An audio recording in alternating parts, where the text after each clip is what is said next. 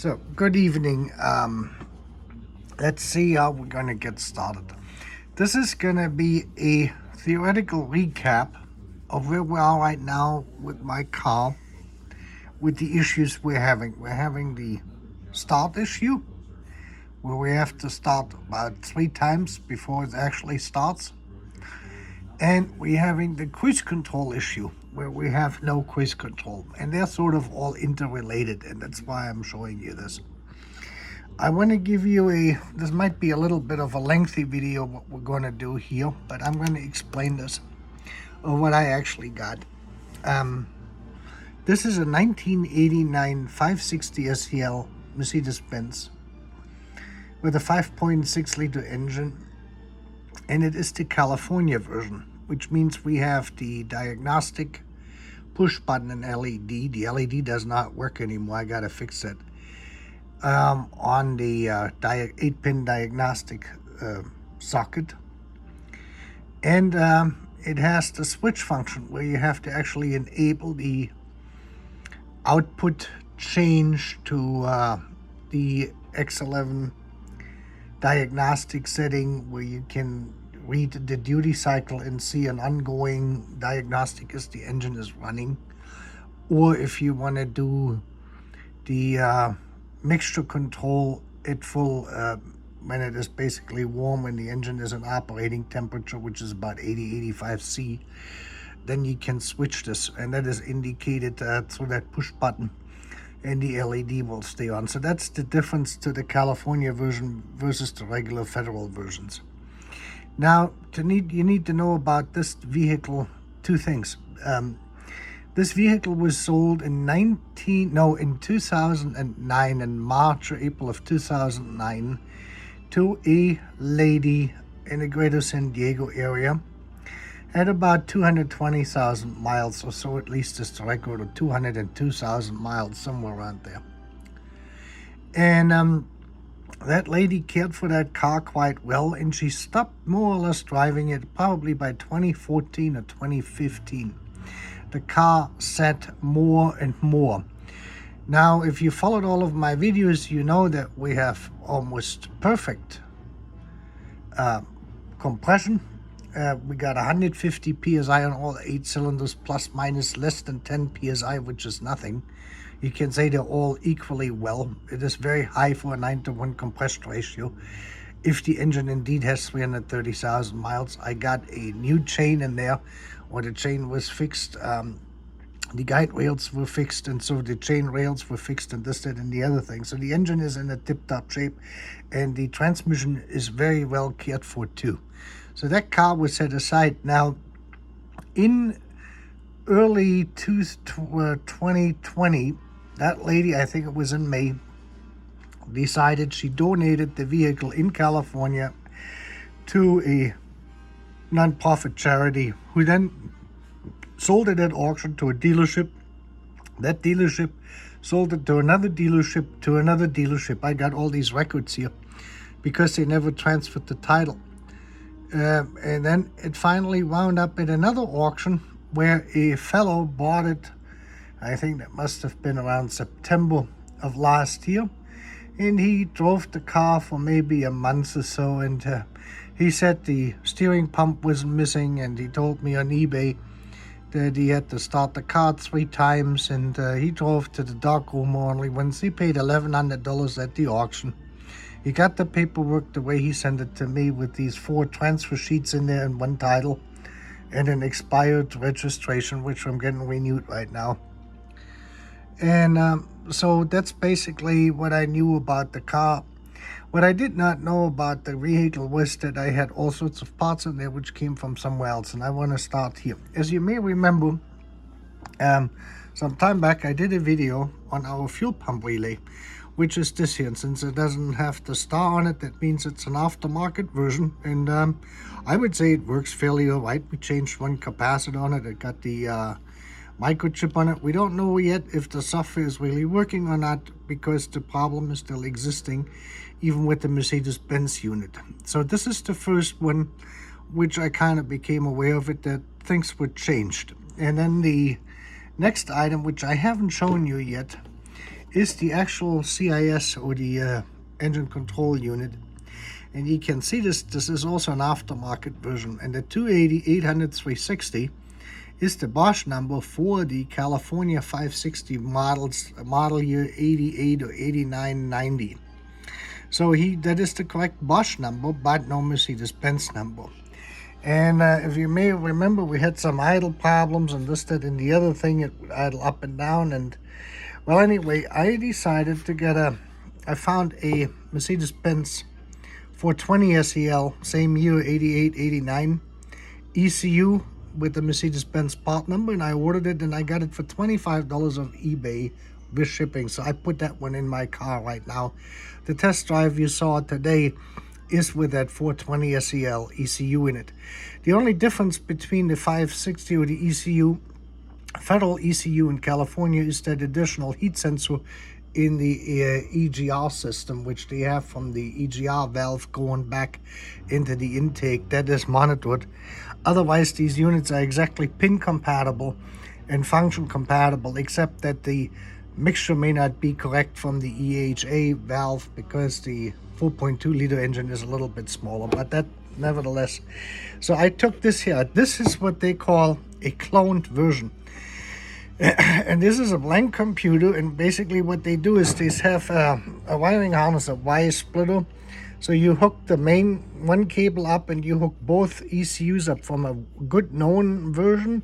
Then this one here, they have a splitter, and then to the main harness, and you let the car run. And this thing basically programs itself to the other unit. This is my understanding of these cloning systems. And this is basically what they are. And I think they sell new. This is a fairly new unit. I would say this is not older than 5 years, 4 years or so. This was one of the attempts where they tried to repair it. And so I took this out because it never works right. So I got the Mercedes-Benz one in there today. After I did the test yesterday and I showed you this with my starting issue, I took out the EZL unit. And no surprise, the 003-545-9232 belongs to a 420 SEL. And you can see this, it says D116, it's for 116 engine. And this is a little bit more critical than changing the ECU out, where you only have either rich or leaner mixtures, because this directly affects the timing. And you can see this here. They listed this at Mercedes-Benz for the 116 engine US, and you have the 545-9232 at 3500. The reference resistor is the same. Is without vacuum, you get 2832. With the correct unit, 24 to 28, and 40 to 44. 41 to 45. So the timing is completely off. They say at idle speed is the same, but you got to realize one thing: the idle speed is 650, and as soon as you start putting the gas on and you only go up to 1,000, your advance is going to be different between these two units, and that can be quite sufficient, quite a bit. So I've ordered the correct EZL used on eBay for $230 just first, before I'm going to buy all that new stuff from Mercedes-Benz. And so this is just to get the basics in the system correct. So my air conditioning control unit for the clutch, for the compressor clutch unit, and the fan control is Mercedes-Benz. My fuel pump relay is now the correct one from Mercedes-Benz. The idle speed control unit is the same, the original one. I showed that in the video. And now we have the 420 SEL ECU unit on there, and I have this 420 SEL EZL ignition system in there. Okay, so this will not run right until they're back in the particular units which we actually need for this. And we're gonna do the most critical one, of course, is the ignition unit, because of the ignition timing, as you can see. So we'll fix that first. I would hope that this part will be here next week, or by the end of next week, so I can change this out and take that out. And that will resolve then at least timing related issues, first of all. And now back to our actual unit here, what we have the issues. Let me just see if I can put this up like this here. This might be easier to read. So what I did here is I put both of the signals on their TD. This is our RPM signal, and RSP is what they call the road speed SP, road speed, that's what they call it, or just speed. And this originates with L2, the road speed originates out of L2, which is mounted, I believe, in the transmission. That's why I put TR on there. And it comes into the speedometer in the middle section on pin number 5, which is connector X2. And they call that A1P8, that is your speedometer itself. And on the back side, you have a single pin, which comes out, and that is basically the signal. And let's take a look where our speed signal actually goes. It goes to the CISE pin 24. It goes to the idle speed control unit pin 1, to the fuel pump cutoff relay pin 1, to the cruise control pin 11, and you have this on the air conditioning push button unit on connector pin 3 connector 2, and on the radio on pin 3 connector 3. In the radio they did this, they can increase the volume control as when you drive faster. And we have no signal here, so where I measured is here at 0.11 when I was driving, and there's no signal coming out. On the other hand is here our TD signal, that is the RPM.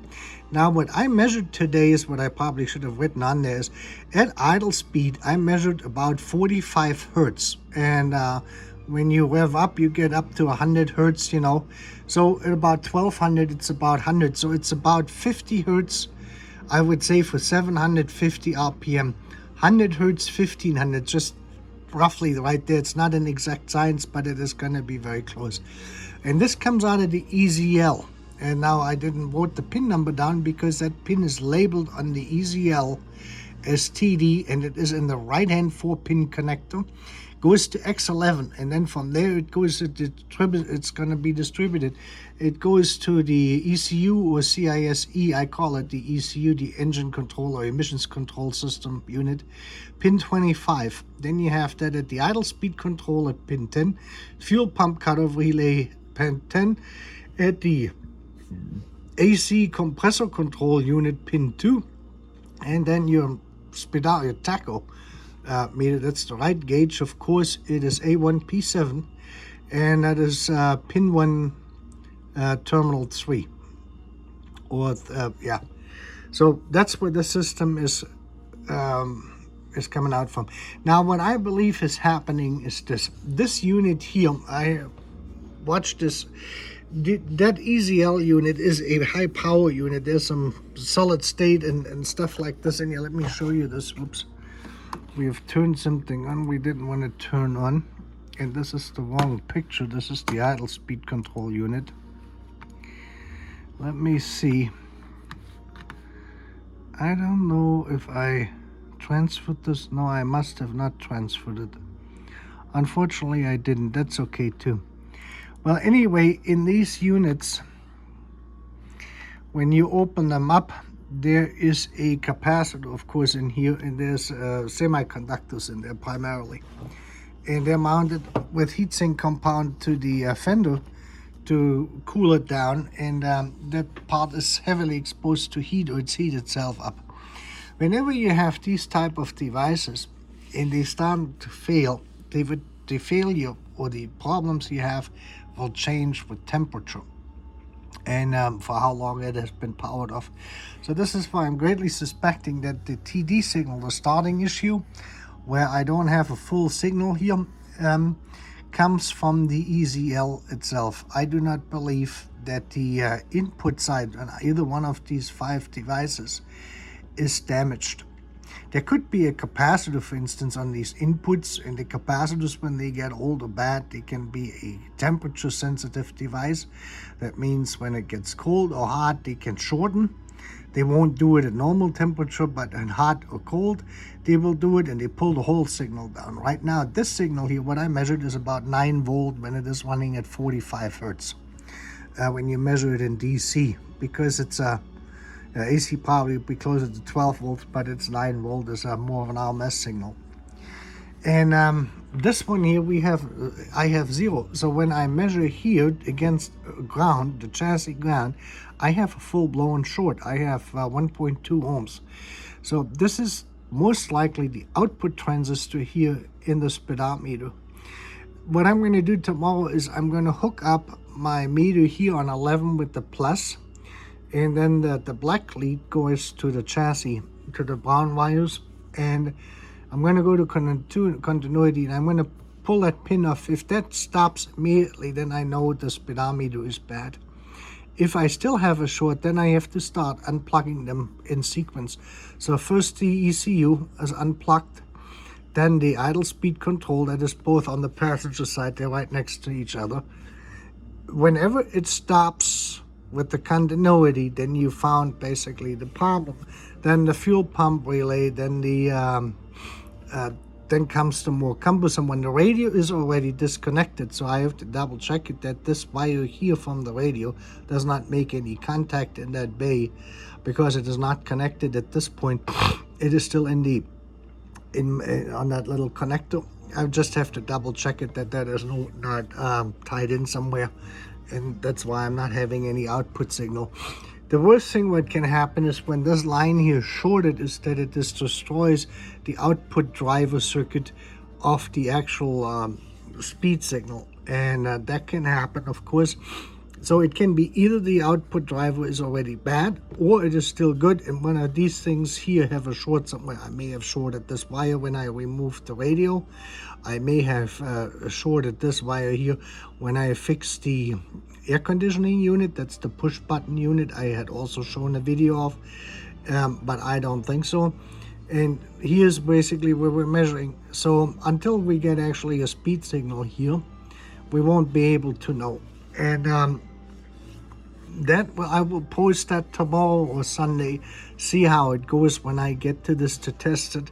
But it is that simple. And in general with these systems, what you want to do is, I know most people don't have an oscilloscope, but you do want to, if you can, you want to hook up an oscilloscope to these lines so you can actually monitor the quality of the signal between the frequency and the amplitude of it, that you have that correct. Also, what does it look like? Is it a nice square wave, or do we have a distorted signal? Is it really rampant? Is it intermittent? Does it drop out? Does it bloat? It bloats. Sometimes the signal, they go up and down in altitude and amplitude.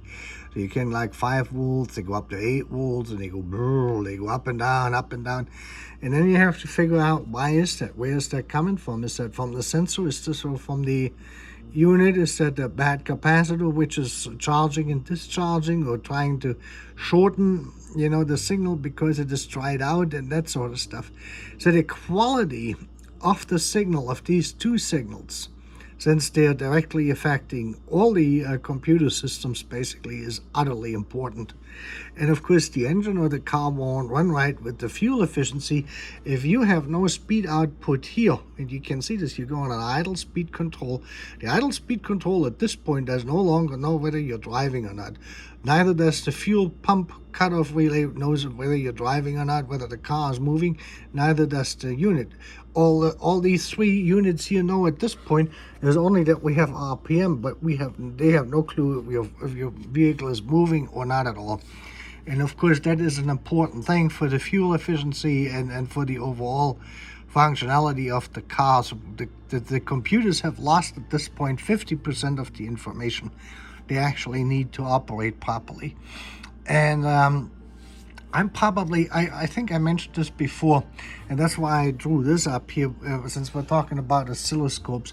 Now, you saw today I got this little Napa meter there. I got it off eBay for like 50 or 75 bucks for shipping used. Came with all the cables and clamps. It's pretty neat because it got that light function, where you can turn that backlight on and you can see it in the dark, and heats up the batteries, but it is pretty neat to have. With the oscilloscope, I started this today. I bought for $125 a Hantek 8-channel unit on eBay with free shipping. It comes with a high voltage probe, and then I think 7 or 8 regular, clamp type probes you can use to, and they have a pretty comprehensive setup there for testing too.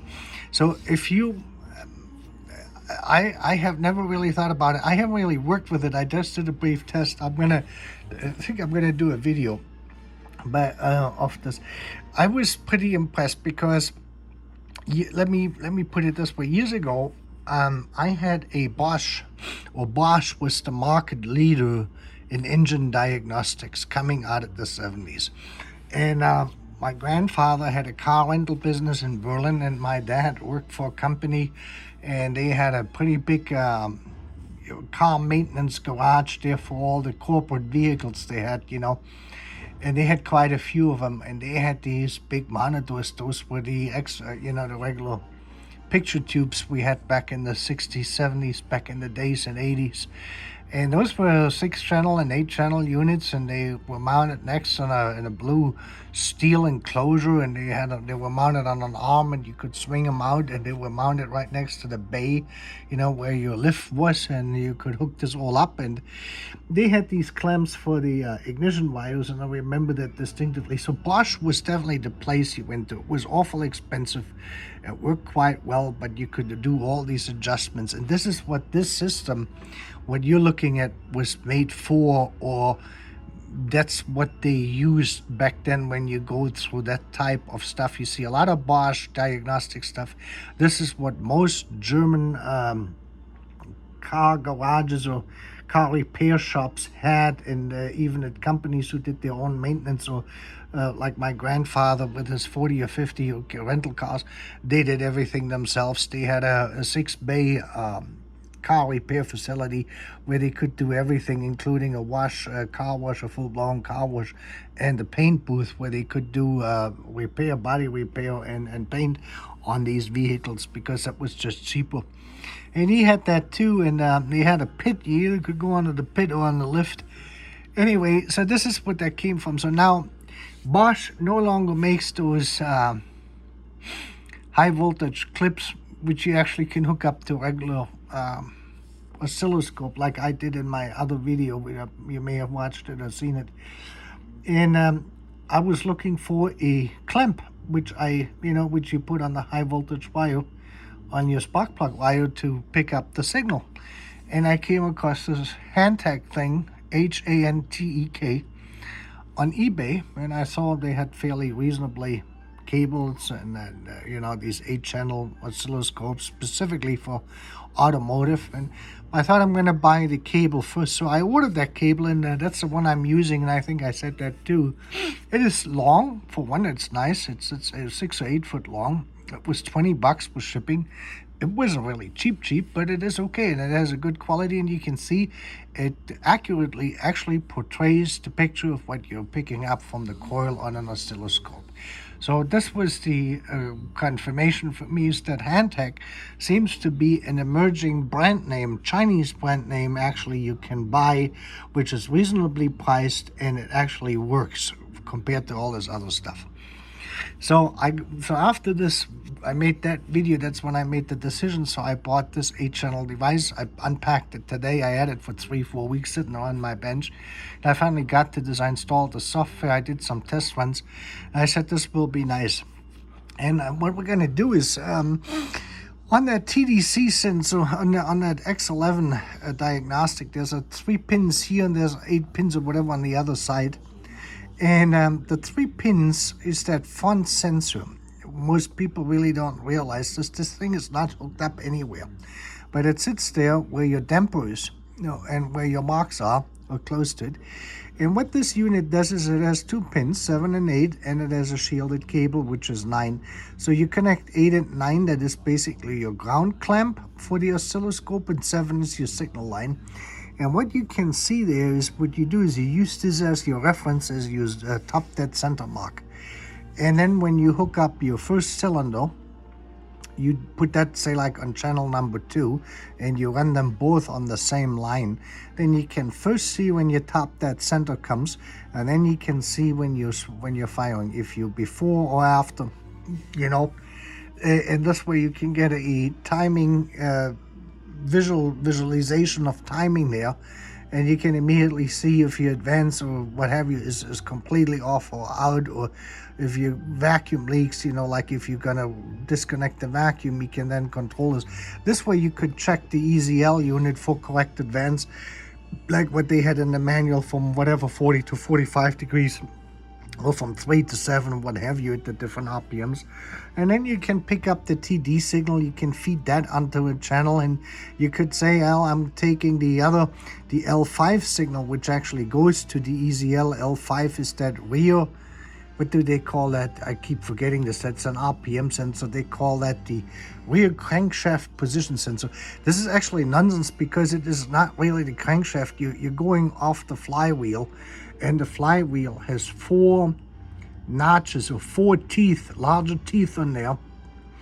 And those are the ones which you actually measure. So per revolution, you have 4 pulses up and down into positive and negative territory. So if your engine goes 100 RPM, you're going to measure 400 pulses basically. If you go 1000 RPM, you're going to have 4000 pulses. And this way, this is then converted over to a square wave cleaned up signal, which these units can deal with. So all that EZL really does is it cleans up the signal which comes from the L5, the rear crankshaft position sensor, or RPM. Now let me tell you a bit about this thing too. For one, that location is pretty difficult to get to, for one, and the other thing is, because there's metal inside it and that magnetizes, is that any metal particles will accumulate on the front side of this unit, and that will over time distort the signal. So sometimes if this thing is erratic, all you got to do is just take it out of or remove it from the housing where it is mounted, and just clean off the tip, and then make sure that your clearance or the distance is correct to the flywheel, to these things. Some of these units, they're very tricky. They have to have a particular clearance, and they're adjustable. And if they're not adjusted right, then you won't pick the signal up, and then the engine dies out, it doesn't start, and you got this with diesel engines and this, that, and the other thing. But like I said, it's the front one here, which they call the top dead sensor, that is L1, has only the function for diagnostics, and only in reference when you work with cylinder 1 to see the advance of the timing in this thing. So you have a reference mark on the screen where your top dead center is, and then you can see this 100 milliseconds, 300 milliseconds, whatever the time is, the time lapse is, and then you can calculate your dwell angles and everything else out of this. This is basically how that works. When I have some time, I'm going to hook that Hantek system hooked up with the laptop, and I show you this, and it's pretty neat. I think for $125, if you can buy a car like this and spend the money on parts, you probably can afford the money on a Hantek oscilloscope. But like I said, it comes already with all the probes, and it has already pre-built software for some tests.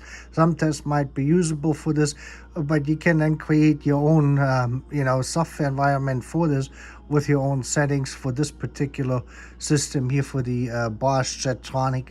And then you can monitor all sorts of signals at the same time. You could go, say, like, put this signal on, you put this signal on, you put your spark plug on, and you could put, say, like, this signal here on pin 11 on here. So now you have RPM. So if you were to drive, you could monitor everything at the same time over 4 channels, and you can record this. So you can play this actually back later on, and where you can attach and click on it, say it will tell you the frequency, amplitude, and whatever you want to know. Okay, so this has been a pretty lengthy video, and I hope I didn't bother you too much, but this is the theory behind this stuff of what we need to do, where we need to look. And in my car, I had to sort out, like I said, is first of all, what was original, what was not original, what do I actually have to deal with. Back at this point, everything is Mercedes Benz in there, and we use this as a starting point to now debug this and clean everything up, and pretty soon we have a perfectly running engine and a perfectly running car, including cruise control and everything else working. And for $750 plus probably $3,000 in parts, that's not a bad deal, if you think about what these cars cost new. I wish everyone a good evening, and enjoy yourself, and kick back and relax. Bye bye.